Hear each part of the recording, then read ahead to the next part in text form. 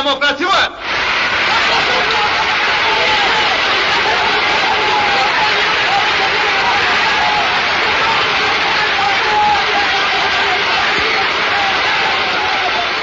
Aç gözünü, doldur keseni. Demokrasi geliyor. Demokrasi partimizle geliyor. Demokrasi ne demek sayın hemşerilerim? Demokrasi öyle bir şeydir ki tadından yenmez.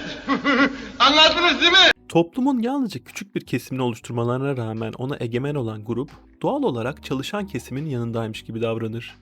Sömürülen halk, aynı anda hem ırkçı sağın taktiklerine hem de solun entelektüel ideolojisine maruz kalır.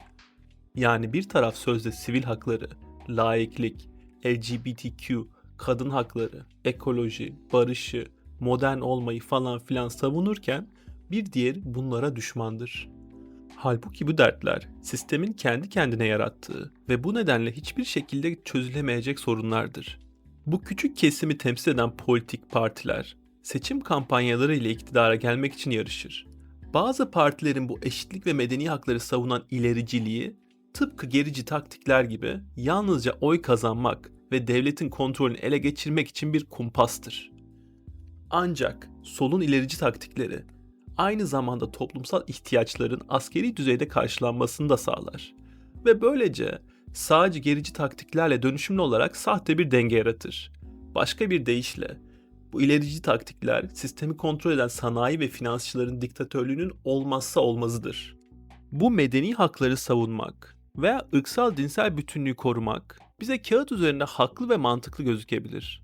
Ancak gerçekte bu sonu olmayan bir mücadeledir. Solun bu ilericiliği ya geçici bir taviz ya da dikkat dağıtma taktiğidir. Haklar ve eşitlik sorunları bu sistem içerisinde asla çözülemez. Aynı şekilde sağcıların istediği mükemmel ırksal veya dinsel saflığa da asla ulaşılamaz. Nazilerin zamanında birbirini gizli Yahudi diye paranoyak bir şekilde öldürmeleri de buna bir örnektir. Ancak bu hiçbir şey yapmayıp pasif kalınması gerektiği anlamına gelmez. Bu toplumsal ihtiyaçların nihayetinde karşılanabilmesinin tek yolu daha üstün bir toplum biçimine ulaşmaktır. Halkın sömürülmesine neden olan bu çelişki, kasıtlı olarak medya tarafından dile getirilemez. Amaç sermayenin ve gücün az sayıda kişinin eline birikmesi ve insanların bütün bu sorunların içinde yavaş yavaş kaynamasıdır. Peki medyanın bu şekilde kontrol edilmesi nasıl mümkün olabilir diye soracak olursak, cevap çok basit. Medya zaten bu sistemin temel direklerinden birini oluşturmaktadır. Buna örnek olarak İtalya'daki medya sahipliğine göz atarsak görürüz ki eski İtalyan Başkanı Silvio Berlusconi ülkenin en büyük medya şirketi Mediasat'ın sahibidir. İkinci olan medya şirketi de RAI'dir, yani devletin kendi medya holdingi. Bu organizasyonlardan tarafsızlık beklemek, İtalyan Başbakanın kendisinden tarafsızlık beklemekle aynı şeydir. Şimdi burada altı çizilmesi gereken şudur ki, bu bahsettiğimiz kurumsallaşmış politik yapıların sistemin bir parçası olması ve bir şekilde onu güçlendiriyor olmaları, dünyayı kapalı kapılar arkasından kontrol eden karanlık güçlerin muhterem komplolarının bir parçası değildir. Bu durumu izah etmek için Osmanlı Devleti'nin matbaa ile olan ilişkisine bir göz atabiliriz. Matbaa 1400'lerde İstanbul'un fethinden hemen önce icat edilmiş olmasına rağmen Osmanlı'da ta 1727'ye kadar o zamanların halkının kullandığı Arapça harfleri baz alan bir matbaa gelmemiştir. O zamanın Şeyhülislam'ı Yenişehirli Abdullah Efendi önce bu icadın devlete ve sultana zararının en kötü vebadan daha kötü olacağını söyleyip sonra da istemeye istemeye matbaanın kullanışlı bir alet olduğunu dile getiren bir fatva verdikten sonra Arapça sözlük basmak amacıyla gelmiştir. Bunun üzerine Sultan 3. Ahmet ferman yazmıştır ki bu matbaa yalnızca sivil amaçlarla kullanılmak zorundadır ve bu bir tane basım evine 4 tane din adamı atamıştır ki oradan çıkan her kitap denetlensin ve devlet politikasıyla çelişmesin. Yani anlayacağımız her türlü yeniliğe zaten sisteme giriş noktasında ayar çekilir.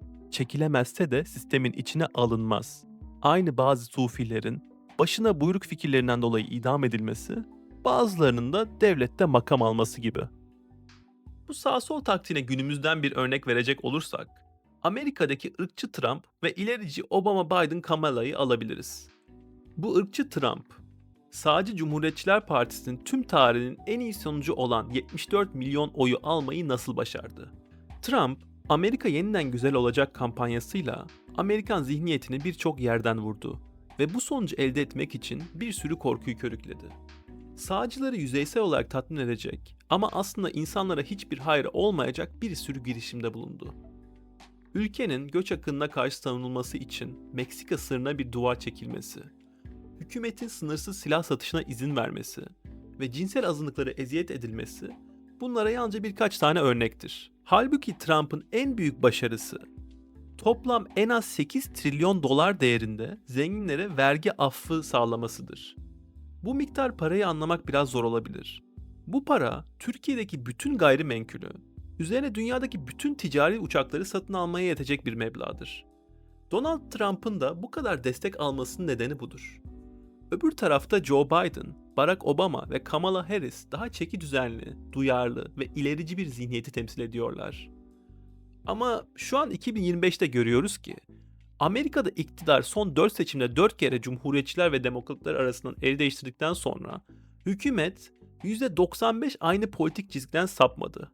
Buna en iyi örnek 2023'te Joe Biden'ın himayesi sırasında başlayan ve günümüzde hala devam eden İsrail'deki katliamdır.